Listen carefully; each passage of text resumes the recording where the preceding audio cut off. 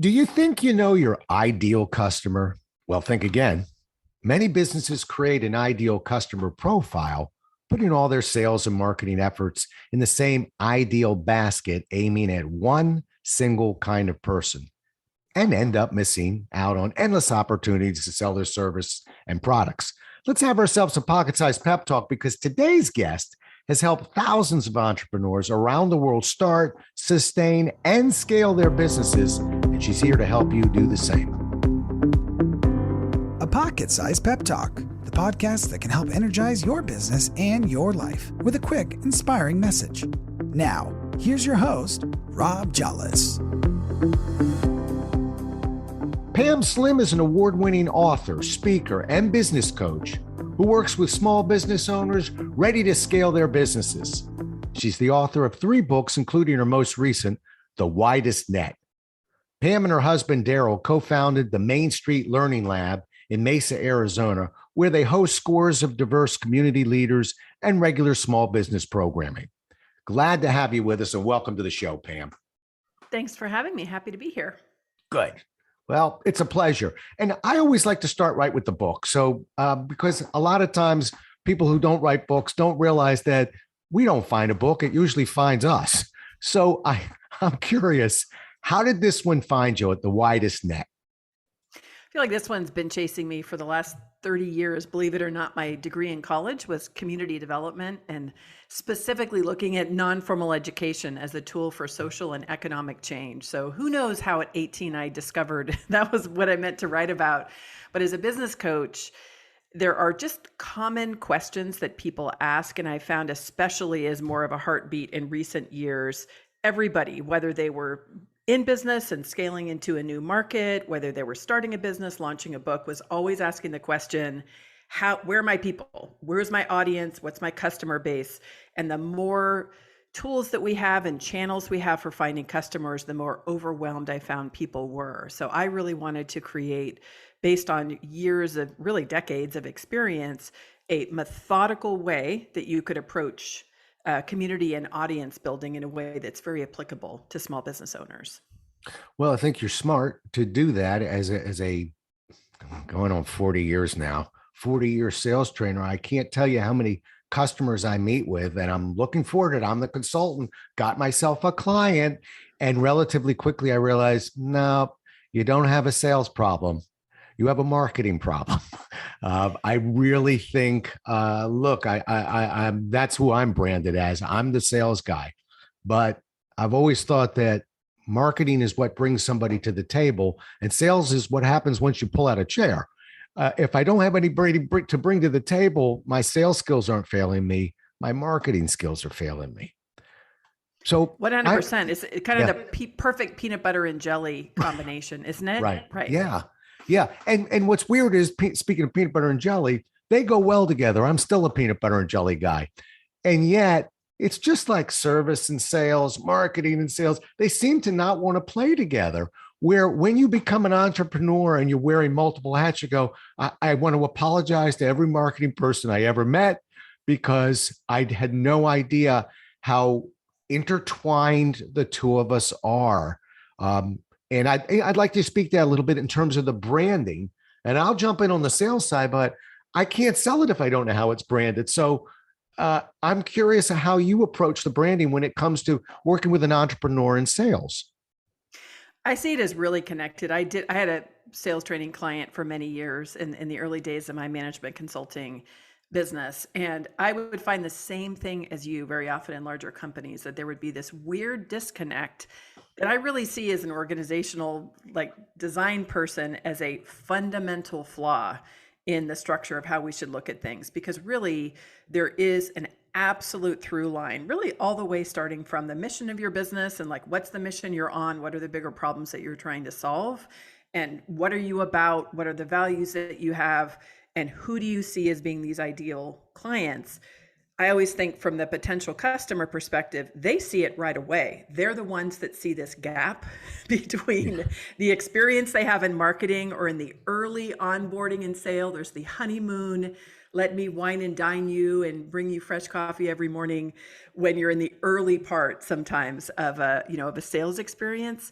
And then very often people fall off the cliff in the experience of being integrated into a business. So it's just a great example where there are multiple points of failure when we don't look at the entire customer experience from marketing all the way through really delivering the product or the service and offboarding people as one experience. So I mean that's the way that I look at it in the context of the widest net. There are these foundational pieces that you need to define that then every strategy, including your marketing and your sales strategy, is coming off of the same foundation. And that's what I think creates much more alignment. Well, and thank goodness. I have to tell you, for years now, I'm not talking in the last 10 years, but for years, of course, as a professional speaker, I would never hang around at any meeting. I get in, I get out. But the one person I would hang around for was the marketing person, because in sales, we can create something that is very repeatable and predictable. I can work with Toyota on one day, and I can work with Disney on another. And the process doesn't really change. Now, the case studies change. How we apply, the peanut butter and jelly to the same, that changes. But it's not like, well, we're going to create something completely different for the way we persuade your client. But no, it's fairly predictable.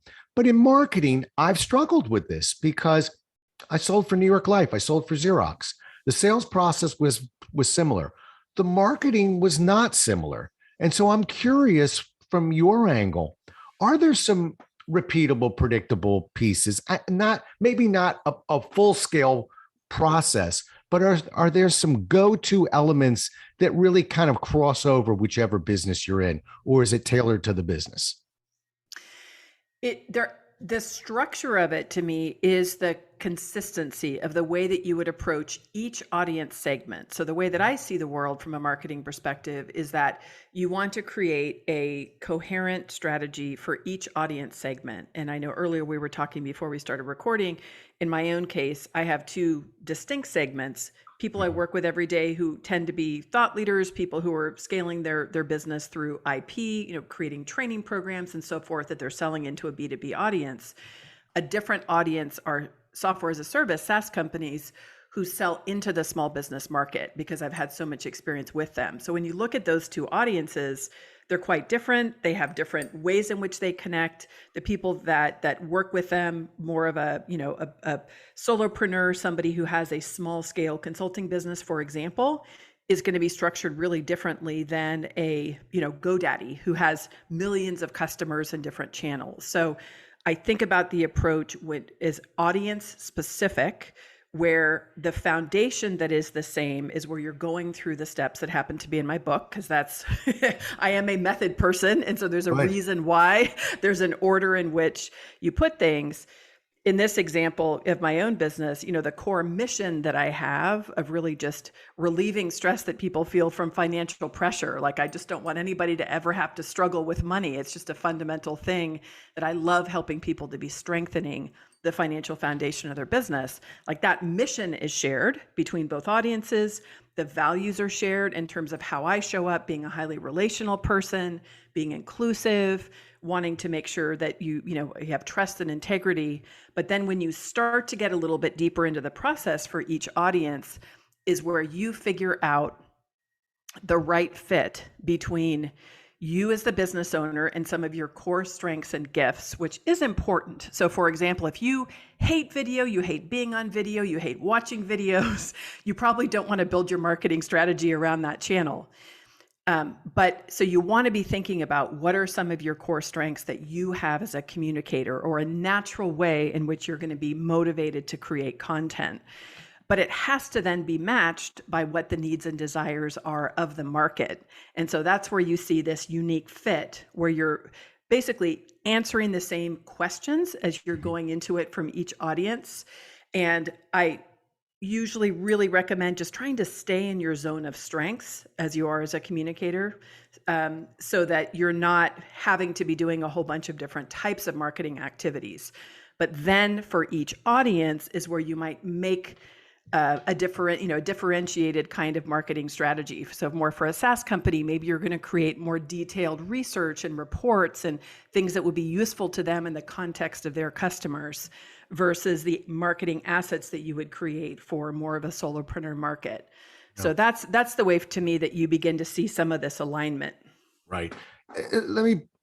Let's stay on that core strengths piece, because I've heard this debated, and I'm struggling with that piece. And it may be because I was an athlete at one point, and and as a basketball player, if everybody was right-handed, could go to their right. Obviously, going to your left was more difficult. But when you developed your left hand, you became a much more lethal ball player. In business as an entrepreneur, and I'm coming up on my 30th year now, I always wanted to embrace my weaknesses. Believe it or not, I actually was laid off one time in my career, not something I speak about a whole lot. I was working for a company called, what was that company called? I don't know if we need to name their name. They're sorry now, I'll tell you that. But it was a small contract, 7 people. I kept boasting, I'm not your writer, I'm not your writer, I'm your trainer. And I was. They loved me. The contract, they actually upped the contract just for me. Oh, I was a superstar. Problem was the contract ended. There were 7 people, and we were writing RFPs. They had to get rid of only one person. They got rid of their trainer because he kept advertising that my strength is not writing. My strength is speaking. And out I went. And completely blind layoff, had no idea it was coming. And dedicated myself, not just to put myself in some writing classes and learn how to write, but dedicated myself to never run away from a weakness. And yet I know this is a catch-22. I know this is not, but you see where I'm coming from, where I get nervous on a blanket statement when I'm coaching somebody to say, well, if you don't like doing it, let's not do it. Now, video I get, but walk me, where am I misguided on this? Help me with this a little bit. Yeah, it's a great question, because so I look at it from a couple of different perspectives. So one of them is, and for my sport was always martial arts. So I did capoeira, Afro-Brazilian martial arts for 11 years and mixed martial arts for about 5 years. So I always think through sports context. I love that analogy. Good. The first analogy is, I think a lot of the ways that we might approach that, answering that question, is really in not choosing a sport. So you would say, if you're a basketball player, within the context of basketball, you're wanting to be as well-rounded as you can in the context of other players in the game and really the league that you're in and exactly what you're playing. So you are going to be optimizing your own prowess in that sport to be the best possible player that you can be. Okay. What I see it sometimes is where people are trying to play basketball and soccer and mixed martial arts and lacrosse and now pickleball, which seems to be the sport that everybody over 45 is playing these days. I will not play it. I don't like the word. Go ahead, keep going. I will not play pickleball. Go ahead and print it in the newspapers if you must, but continue your story. That's right. So my analogy with this is, if you are seriously somebody who just really is not strong at all in video or, audio or writing, and you're basically trying to develop skills in all these different sports, you're not going to be effective in any of them. So that's one context, is you do want to be leaning in to the area where you have the best chance of success. There is huge science behind a strengths-based approach. And having been inside organizations for many years as a management consultant, it does often make more sense to really be deeply understanding the unique strengths of team members, in an organization, or for you as the founder of your business, and to be leveraging that, is what the research says.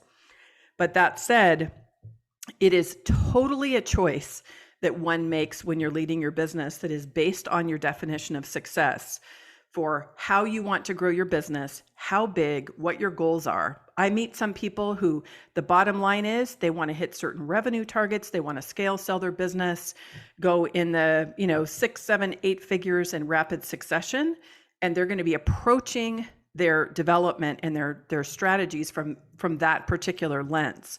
There are many other people I work with who are looking to be building their business consciously because they don't want to be doing things they don't want to do, because maybe they've done that for decades in corporate, and this is a chance for them to really lean in a different way.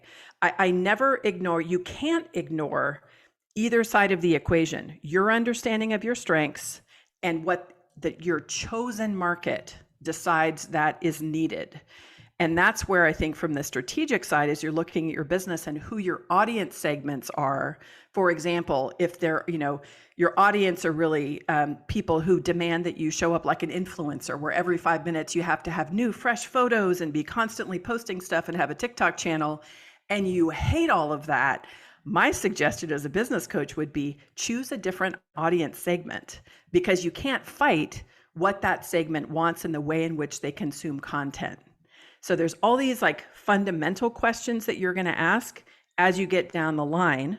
And Right. always for all of us, there can be certain things where we are stretching ourselves to be developing in areas. But to me, it needs to be in service of a market that fundamentally you're passionate about serving. And so you might say, not really a fan of TikTok, but you know what? That's what this market needs. So I'm going to make it happen and make it as easy and efficient as possible. Got it. Let me pay you a compliment. That's not the first time I've asked that question. That's the first time I got an answer that I can live with. And you had me at hello. You actually had me at Rob. It's not a sport. And we could do another podcast on how we will tunnel vision of thought in certain ways. But I had a couple of things down about, I'm left-handed, by the way. I had to learn to go to my right to be a ball player. Yeah. And I celebrated the fact I don't even use I don't even know where my right hand is. It slaps me every now and then. The coach said, "That's funny." Well, you're going to be dribbling with it now.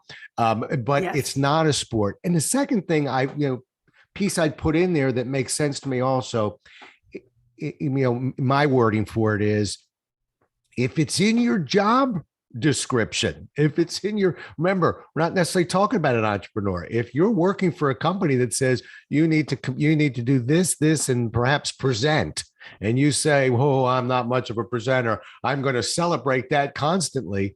I think you might be going down the wrong alley on that one.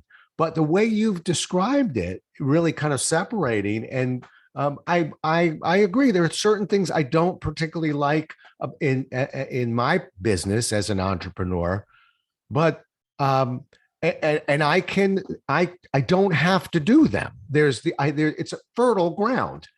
But Yeah. just separating me from the sport, by the way, really made me sit back and smile and go, yeah, I think I need to leave going to your right or left out of this equation and just look at it bigger the way you have. So I do. I actually appreciate that. I'll never ask that question again because it has been answered. Seal it up. I am glad I'm glad we have put that to rest. It's been keeping me up at night. All right.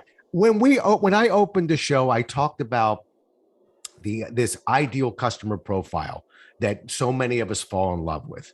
And so I want to be true to the audience. That's the way we led the show. You say we're missing out on key opportunities to sell our service and products when we basically target one individual. I don't disagree with you. I just want to hear you talk about that a little bit more. Make sure we get that answered. So tell me why. For sure.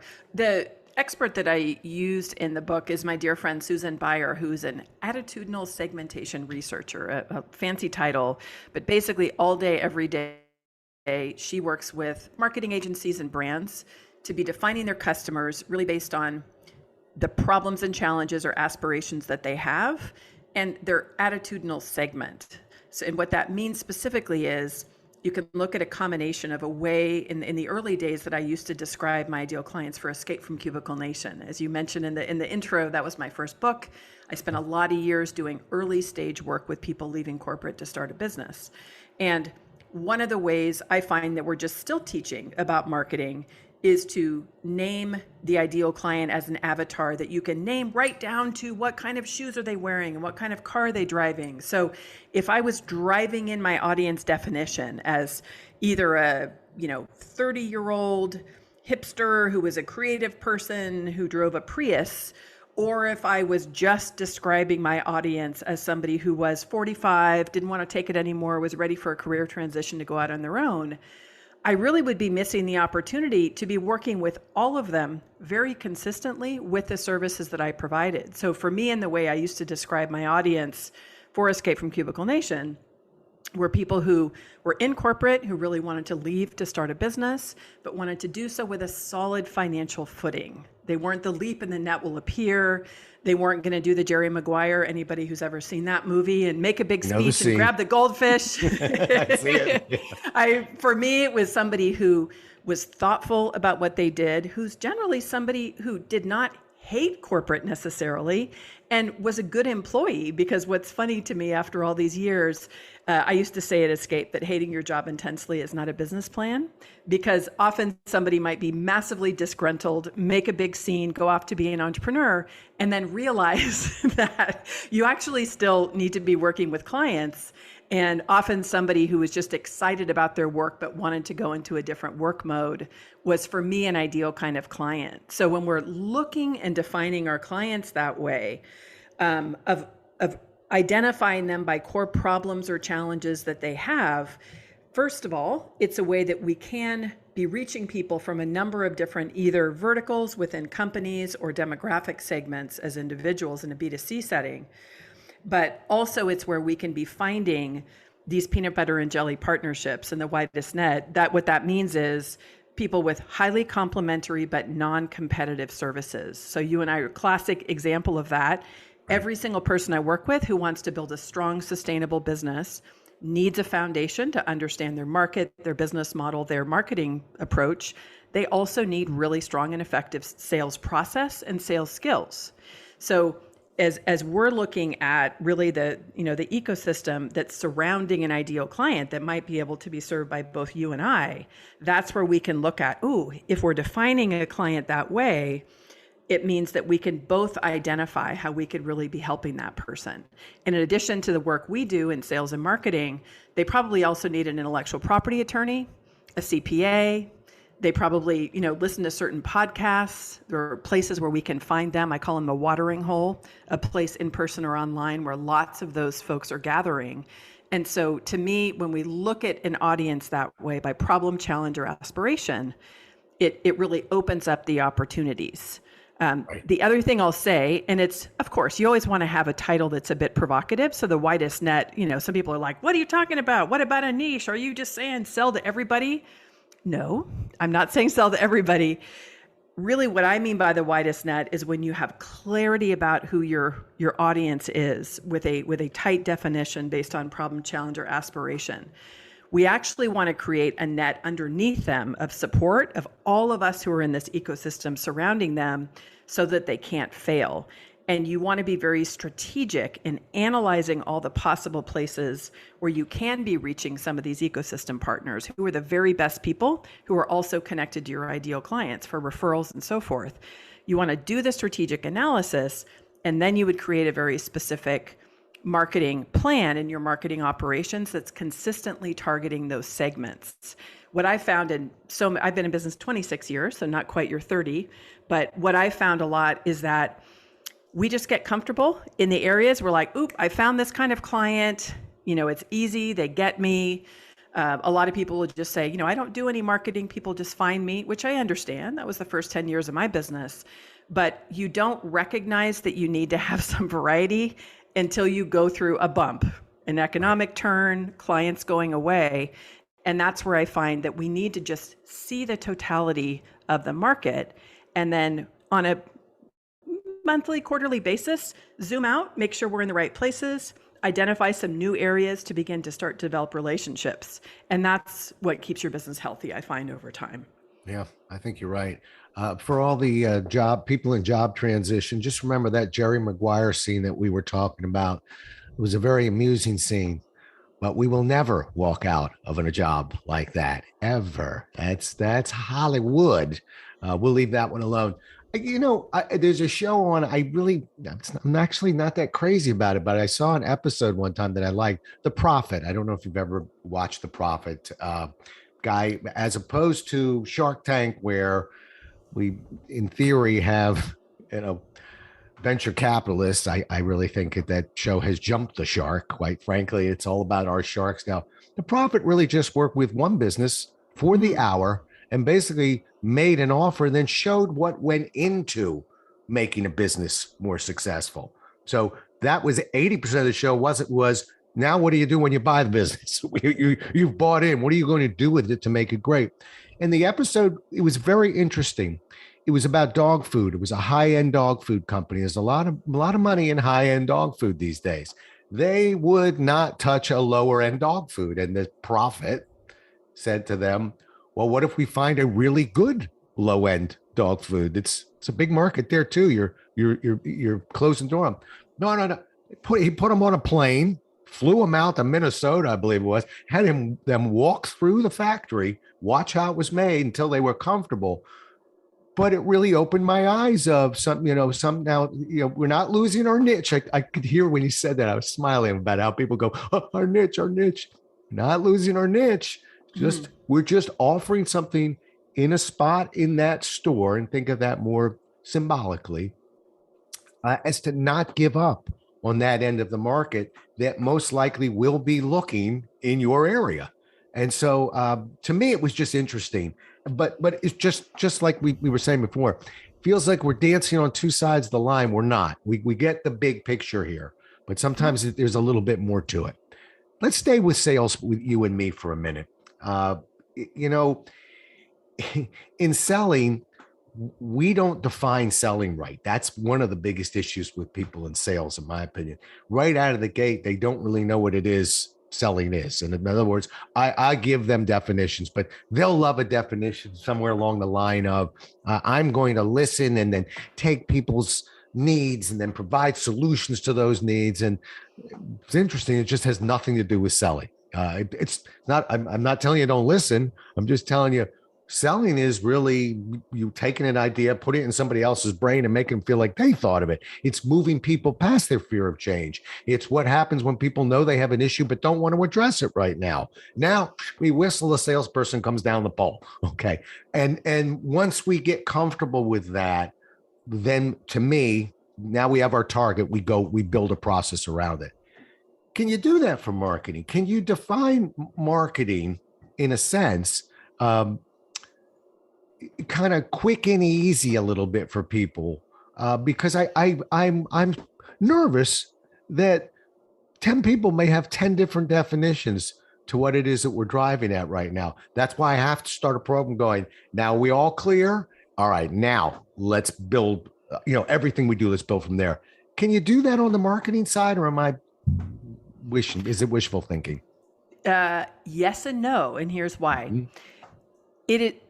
No need to be frightened that there are 10 different definitions, because in business, I think we make decisions every day to create an approach to our business that is based on our view of the world, our values, what's important, as we said, our, skills, strengths.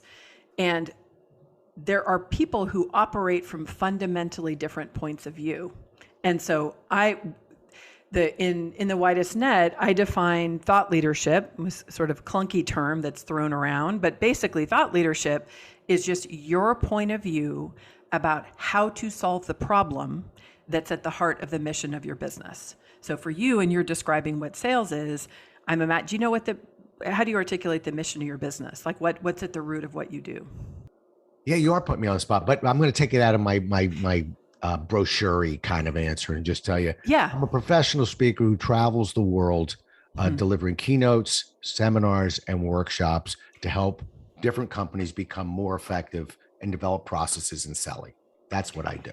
Totally. I love that. And it was not a test, but I know, it's really common. We don't always have it right there. Part of what I hear, tell me if I'm on target, but when I listen, especially in the parts that you might love of the entertaining and, speaking, really creating a fun experience, is fundamentally for a lot of people, sales are absolutely terrifying. Mm-hmm. It's not, they have a certain point of view about it. It can feel super serious and scary, and negotiations and conflict and all that. So when you are showing up the way you do with your unique skills and strengths, it can make something really, more interesting and enjoyable. So it's an example also in the way you were defining sales of really getting inside somebody's head, like having that transfer of ownership where they really feel like, oh, I thought of this myself, I must have it. That is informed by a point of view that you have about selling. So the same thing is true in marketing, that for me, when you are clear about the mission that you're on in your business, and you get really clear about the work that you want to do and who it is that you want to do it with, because gosh, have we learned the last couple of years that life is short? We never know when something's going to happen. Our life can just end in an instant. And so I think we should be really conscientious about how we're spending our time. So on a marketing side, when I'm working with clients, I'm always thinking, if I'm going to be helping a company to grow, I want it to be a company that I'm really interested in helping to grow, right? So when you're choosing those areas where you want to work and you're with the right kind of person, your job as a marketing person, first of all, is to find them where they already are in these watering holes, to show up as somebody that is trustworthy and that has helpful information, and to be really helpful to give them information to help, solve the problem that they're in. And because you are clear about what your offers are, and for the right kind of people where they make a connection, they're like, gosh, I really love your point of view. Your information is really helpful. When they ask the question, well, like, what do you do or how do you work? You can make that really clear bridge as you start to go into your world in sales and say, this is the way that I work with my ideal clients, helping to make sure they're the right fit from a qualification perspective. And then just to make it as easy as possible on the sales operations side, to give them the information they need to make a good decision. The biggest point of view I see in marketing, the contrast I have in the widest net with a lot of what I see in the marketing world is there's a lot of empire culture. So a lot of people talk literally about building an empire, right? I want to build a business. I want to build an empire. That's the main focus. That is a particular point of view about how it is to solve a problem. For me and my values, I'm not interested in building empires. I think empires have been really great for a few people at the top.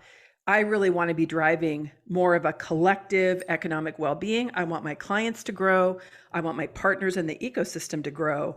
And so there's much more of a relational focus to marketing versus the transactional view. If everything's about growing your own empire and profit at all costs, that's often where you're going to make different decisions. So it's something each individual has to come up with. And I think within the field of marketing, I'm giving two big main camps, but probably within the empire or the ecosystem culture, you have probably 10 different other ways in which people segment that for a particular approach. Yeah, well, that makes sense. I was reflecting while you were talking and just thinking, about the empire and about how I chose in these 30 years to grow my business. It's very unusual in the sense I worked hard to keep my business small because I saw what success could do in a sense. My previous occupation was Xerox. I was very good at what I did. My reward was my last year, there was 289 nights out of the year on the road conducting seminars. And that wasn't doing it for me. Well, it really wasn't doing it for my family. I was sort of bred and felt I was out, being a great provider. I learned a lesson about that, and I was saved in time because, a lot of people like me that have broken blood vessels on their nose and live in a townhouse and have gone through their divorce. And I was spared all that by my wonderful wife.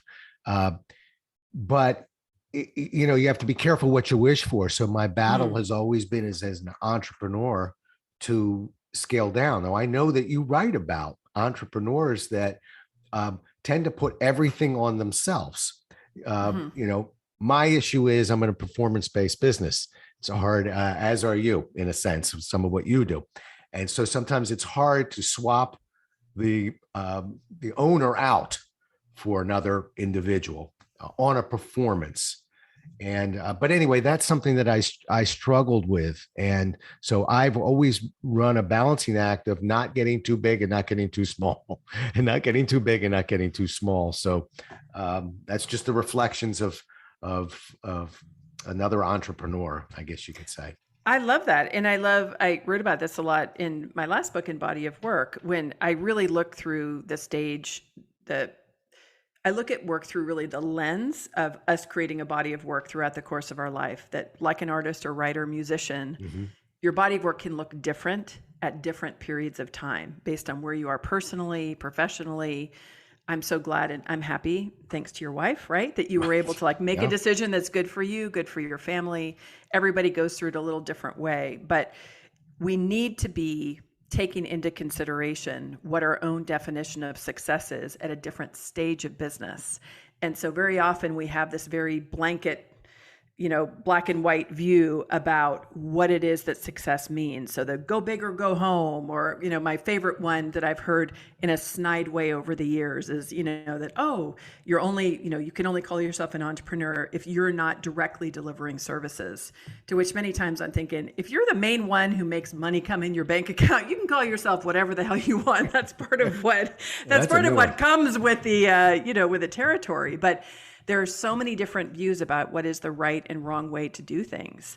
And where I find alignment for a lot of your folks who might be in the career transition phase, but really at any point in your career, it really is possible to make different decisions about how you design your business based on what you want. I do a lot in the early stage design and business model design in the context of what you're talking about.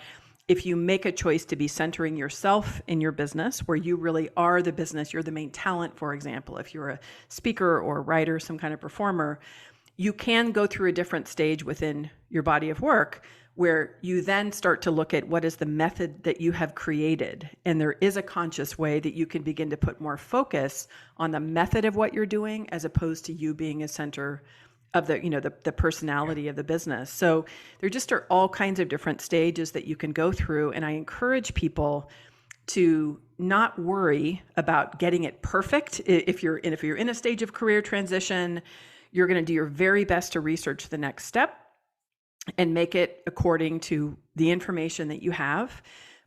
Same thing is true as a business owner. You're going to test and try different things, see what works, see what doesn't.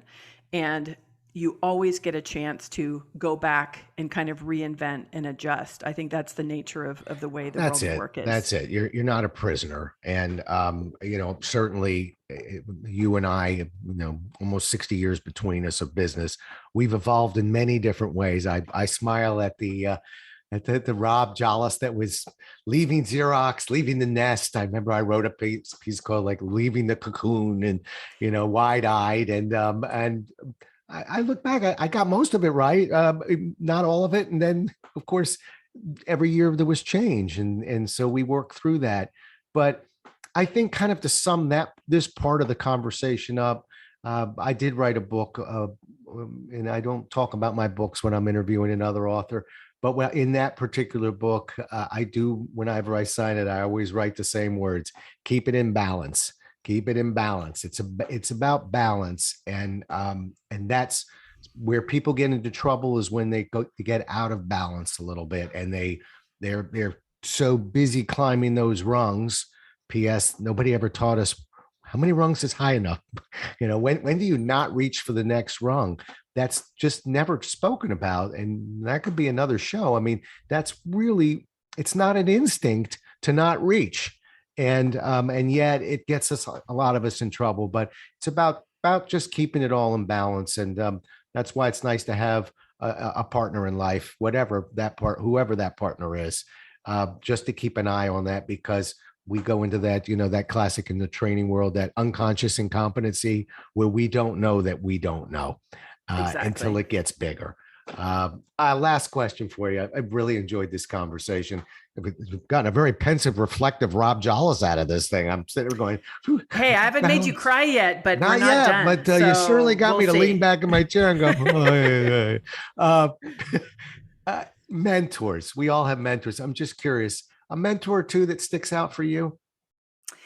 One who I love more each day is Guy Kawasaki. I don't know if you know Guy, who is an original evangelist at Apple, is now the chief evangelist at Canva. And especially in the last 15 years or so, he gave me a big internet break, as I say, back in the day when I was early stage blogging in 2006 at Escape from Cubicle Nation. I had a few readers, my dad, my sister, my best friend, and a random person from Google. And I wrote a post. I reached out to him. I didn't know him at all.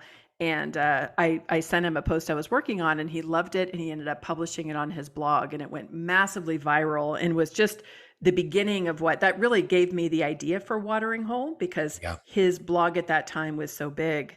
and had ideal clients for me. So when people found my work through him is where all of a sudden my audience got so much bigger. But consistently over all these years, we don't talk all the time, but he is so consistent in his values, and he's just such a clear person. And I just appreciate the way that he shows up in life and in business. Excellent. And there's a lesson in there that everybody needs to kind of pull out of that story, which is you never know till you try. You have to have the courage to reach out. I'm sure there was a part of your brain that was going, what am I going to write that this guy is never. I am 9 light years below him, but I can't tell you how many emails and contact I get from people that always begins with, I didn't know if I could. I wasn't sure if I would. This very apologetic opening. It's like, I hear the voice of Lee Jollis, my dad, with that classic older generations. You see that person over there? They're just like you. They put their pants on one leg at a time. And quite frankly, that's what we all do. So a great story for you with an amazing mentor, but another nice story for anybody. What's the worst that will happen if you reach out to somebody? They may not answer, but I've never heard of somebody going, how dare you for even asking? So there's just no downside to it. I'm glad that was the break that you got. I agree. I call it tiny marketing actions. And exactly as your dad said, when you have the instinct to reach out, just lean in as opposed to lean out. And it's just no reason not to take the shot. Right. I agree with you. Well, it's been delightful. How do people get a hold of you, Pam? PamelaSlim.com. You can find all my stuff there. Yeah, and an easy name to spell too. I can't tell you how many guests I go, this massive name where I go, okay, slow down. I'm going to spell it for everybody. But I think we all know how to spell PamelaSlim.com. I know. I often tell my husband, I thank him for that last name. And my little test when people are double checking is I'll say Slim like Shady. And either they look at me with glazed eyes or they start snickering. So that's the way. That's the way I help people remember. Well, I found this a delightful conversation. I learned a few things. You did get me a little emotional, just sort of thinking back on a few things. Which made it a wonderful podcast for me. I hope everyone else enjoyed it. I know I did, and I can assure you they did. My audience did as well. Thank you so much for being on the show. I'm grateful. Thanks for having me. Well, we'll do it again as well as we can next time, everybody. Until then, stay safe. Thanks so much for listening. If you enjoyed today's show, please rate and recommend it on iTunes, Outcast, or wherever you get your podcasts. You can also get more information on this show and Rob at jollis.com.